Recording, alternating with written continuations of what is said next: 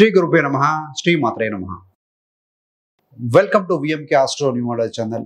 మే 2025 మకర రాశి మాస ఫలాలు ఏ విధంగా ఉండబోతున్నాయో చూద్దామండి. ముఖ్యంగా ఈ వీడియోలో ఏంటంటే విద్యార్థులకు ఏ విధంగా ఉంటుంది, ప్రేమలో ఉన్నవారికి వైవాహిక జీవితం, మ్యారిటల్ లైఫ్ ఎలా ఉంటుంది, వృత్తిలో ఉన్నవారికి, వ్యాపారం చేసేవారికి, ఇన్వెస్ట్మెంట్, క్రియేటివ్, అదేవిధంగా హెల్త్ రెమెడీస్ ఇవన్నీ కూడా చూద్దామండి. సో చివరిదాకా చూడగలరు, నచ్చితే లైక్ చేయగలరు, 10 మంది బంధుమిత్రులకు షేర్ చేయగలరు. మకర రాశికి అధిపతి శని. మకర రాశిలో ఉత్తరాషాఢ నక్షత్రం 2, 3, 4 పాదాలు, శ్రవణం 4 పాదాలు, ధనిష్ట ఈ యొక్క 1, 2 పాదాలు, మొత్తం 9 నక్షత్ర పాదాలు ఉంటాయండి. వీరందరికీ కూడా మనం చెప్పుకోబోయేటువంటి యొక్క గోచార మాస ఫలాలు వర్తిస్తాయి. గోచారం అంటే ఏంటి? గ్రహచారం. గ్రహాల యొక్క స్థితి, యుతి, దృష్టి కలయిక వల్లనే ఫలితాలు జరుగుతూ ఉంటాయి. కాబట్టి ఒకసారి మకర రాశి వారికి మే మాసంలో వారి గోచార గ్రహస్థితి ఏ విధంగా ఉందో పరిశీలించిన తర్వాత ఫలితాల్లోకి వెళ్తే క్లియర్గా అర్థమవుతుందండి. రాష్ట్రాధిపతి శనైశ్వరుడు 3వ స్థానంలో ఉన్నారు. ముఖ్యంగా ఏంటంటే మీకు గుడ్ న్యూస్. సో మీకు ఏలినాటి శని క్లియర్ అయిపోయింది. శని కుంభాన్ని వదిలి మీనంలోకి వెళ్ళిపోయారు. 30 మార్చి నుండి ఆయన క్లియర్గా మీన రాశిలో కూర్చున్నారు. మరి ఈ యొక్క తృతీయ వ్యయాధిపతి గురుగ్రహం 12 సంవత్సరాల తర్వాత వృషభ రాశిని వదిలి మిథున రాశిలో స్థితి పొందబోతున్నారు. 14 మే 2025 రాత్రి 11 గంటల 25 నిమిషాలకు మారుతున్నారండి. 1 సంవత్సరం పాటుగా అక్కడే ఉంటారు. మరి ఈ యొక్క చతుర్థ లాభాధిపతి కుజుడు అవుతారు. ఈ యొక్క కుజగ్రహం ఈ మాసం అంతా కూడా కర్కాటక రాశిలో స్థితి పొంది ఉంటారు. కాకపోతే కర్కాటక రాశి అనేది కుజుడికి బలహీన రాశి. మరి పంచమ దశమాధిపతి పరమ యోగకారకుడు ఈ యొక్క మకర రాశి మరియు మకర లగ్నం వారికి. ఆ యొక్క శుక్రగ్రహం ఈ యొక్క మే మాసం మొత్తం కూడాను మీన రాశిలో ఉంటారు. మీన రాశిలో శుక్రుడు బలవంతుడు. రాహుకేతువులు 18 సంవత్సరాల తర్వాత మీన రాశిని వదిలి కుంభానికి రాహు వెళ్తుంటే కేతు వచ్చి కన్యను వదిలి సింహరాశిలో స్థితి పొందబోతున్నారు. ఈ యొక్క రాహుకేతులు సంసప్తకంలో ఎక్కడున్నా ఎదురెదురుగా ఉంటారండి. ఈ రాహు 18 నెలల పాటుగా ఒక రాశిలో ఉంటే కేతు కూడా 18 నెలలు ఒక రాశిలో ఉంటారు. మరి రవి వచ్చి మకర రాశి వారికి అష్టమాధిపతి అవుతారు.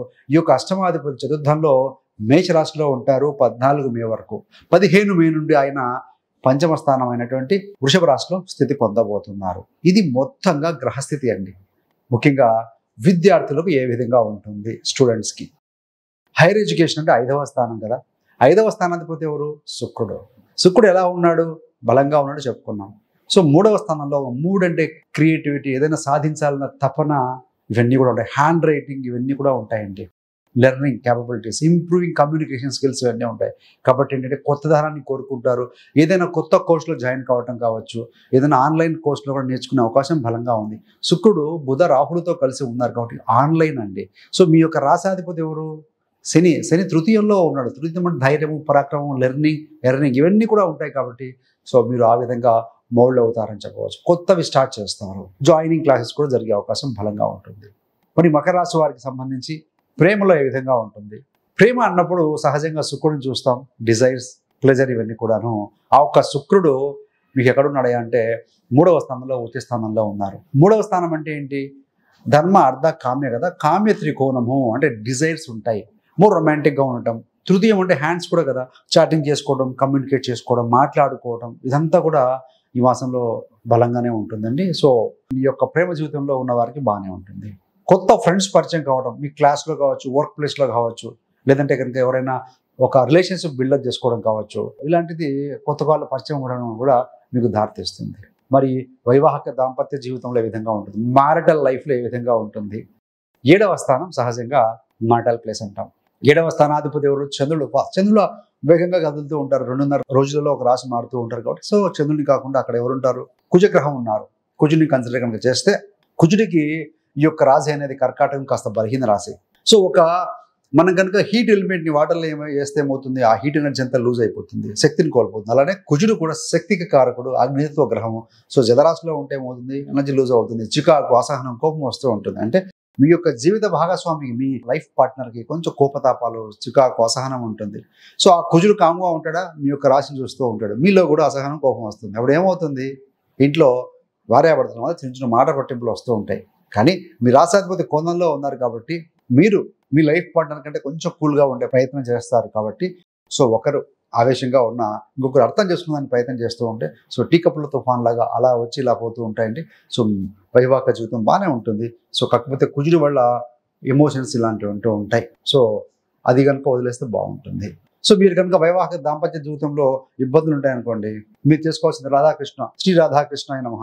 సో ఈ చాంట్ మంత్రాన్ని ప్రతిరోజు ఒక 108 టైం చాంట్ చేస్తుండండి. లవ్ అండ్ అఫెక్షన్ పెరుగుతుంది. మరి వృద్ధిలో ఏ విధంగా ఉంటుంది అన్నప్పుడు ముఖ్యంగా ఈ యొక్క వృత్తికి కారకుడు ఎవరు? పదవాస్పతి శుక్రుడే అండి. శుక్రుడు ఎలా ఉన్నాడు? 3వ స్థానం నుండి 9 చూస్తూ ఉన్నాడు. క్రియేటివిటీ, కొత్తదనం ఇంప్లిమెంట్ చేయడం, కాన్ఫిడెన్స్ పెరుగుతుంది, డెడికేషన్ టువర్డ్స్ యువర్ వర్క్, మంచి డెడికేటెడ్గా పనిచేస్తారండి, ఫోకస్డ్గా ఉంటారు, క్రియేటివిటీ పెరుగుతుంది, స్మార్ట్ వర్క్ చేసే ప్రయత్నం చేస్తారు. ఎందుకంటే శుక్రుడు ఎవరితో ఉన్నాడు? రాహుతో ఉన్నాడు. ప్లానింగ్ కారకుడు ఎవరు? బుధుడితో ఉన్నారు. ప్లాన్ చేసి ఇంప్లిమెంట్ చేయడం అన్నమాట. సో కొత్త అవకాశాలు వస్తాయి. కొంతమందికి న్యూ ప్రాజెక్టులు కూడా సైన్ చేసే అవకాశం వస్తుంది. జాబ్ లేని వారు ఎవరైతే ఉంటారో అలాంటి వారికి 7వ తారీఖు నుండి 23వ తారీఖు వరకు this is the best time అండి. సో సిన్సియర్గా ఎఫర్ట్స్ పెట్టండి. పుట్ ఎఫర్ట్స్ విత్, అంటే వస్తుందో రాదో అని అనుకుంటే రావచ్చు. కాబట్టి అడగకుండా ఫుల్, అంటే మీరు ఒక ఫోకస్డ్గా ఎస్ ఈ జాబ్ నాకు వస్తుంది, ఎక్సలెంట్గా నేను పర్ఫార్మెన్స్ ఇస్తున్నాను, సో నా ఎక్స్పీరియన్స్కి, నా క్యాలిబర్కి, నా క్వాలిఫికేషన్కి వస్తుందన్న కాన్ఫిడెన్స్తో వెళ్ళినప్పుడు తెలియకుండానే సబ్ కాన్షియస్ నుంచి వచ్చే ఆలోచనలు ఆ విధంగానే ఉంటే ఆ విధంగానే మీరు డెలివర్ చేస్తారు. స్పీచ్ కానీ, సో ఒక ఇంటరాక్షన్ కానీ ఆటోమేటిక్గా వాళ్ళకి నచ్చుతుంది కూడా. కాబట్టి సో బీ క్లియర్. 27వ తారీఖు నుండి 23వ తారీఖు వరకు అనుకూలత అయితే ఉంది. So be good. 24వ తారీఖు నుండి చిన్న చిన్న సమస్యలు వస్తాయి. అండర్స్టాండ్ చేసుకునే ప్రయత్నం చేయండి. సీనియర్ సపోర్ట్ చేయకపోయినా మీ నాలెడ్జ్ తోటి, మీ వర్క్ ఎథిక్ తోటి ముందుకు వెళ్తే సరిపోతుందండి. So 7th to 23rd is good and 24th నుంచి నార్మల్గా ఉంటుంది. మరి లక్ ఏ విధంగా ఉంటుంది? 9వ స్థానం అదృష్టం. 9వ అధిపతి ఎవరయ్యానంటే సో ఈ యొక్క బుధుడు ఎక్కడ ఉన్నాడు? తృతీయ స్థానంలో బలమైన శుక్రుడితో కలిసి ఉన్నారు కాబట్టి 6వ తారీఖు వరకు కూడా బుధుడు బలహీనంగా ఉన్న శుక్రుడితో ఉన్నారు కాబట్టి సో ఆ బలహీనత్వం పోతుంది. సో మీలో పాజిటివ్ ఎనర్జీ అనేది ఒకటి ఉంటుంది.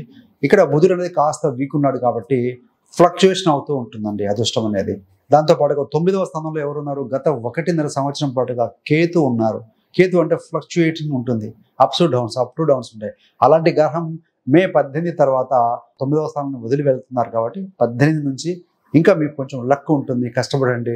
సో సిన్సియర్గా ఎఫర్ట్స్ పెట్టండి. ఆటోమేటిక్గా మీకు మంచి ఫలితాలు అందుకుంటారండి. ఇన్వెస్ట్మెంట్ పరంగా ఏ విధంగా ఉంటుంది?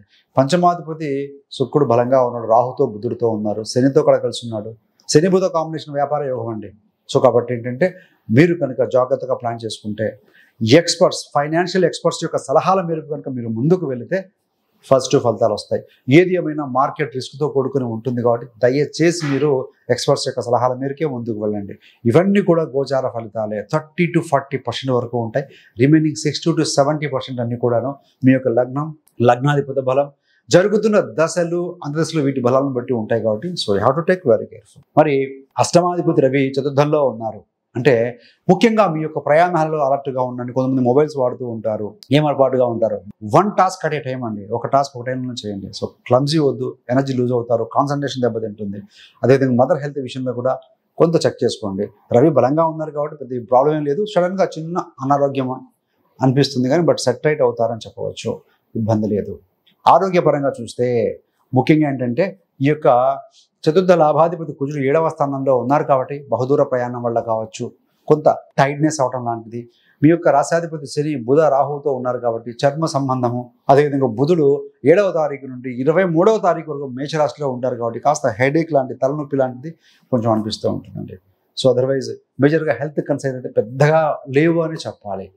సో మొత్తంగా చూస్తే స్టూడెంట్స్కి బాగుంటుంది, ప్రేమలో ఉన్న వారికి బాగుంది, ఉద్యోగస్తులు కూడా బాగుంది. వ్యాపారస్తుల విషయంలో చూస్తే మీ యొక్క కొలీగ్స్తో కావచ్చు, లేకపోతే మీతో పాటు పార్ట్నర్స్తో కావచ్చు, లేదంటే కనుక క్లయింట్స్తో కానీ వ్యవహారం చేసేటప్పుడు కొంచెం ఓపికగా ఉండండి. పేషెన్సీ ఈజ్ వెరీ వెరీ ఇంపార్టెంట్.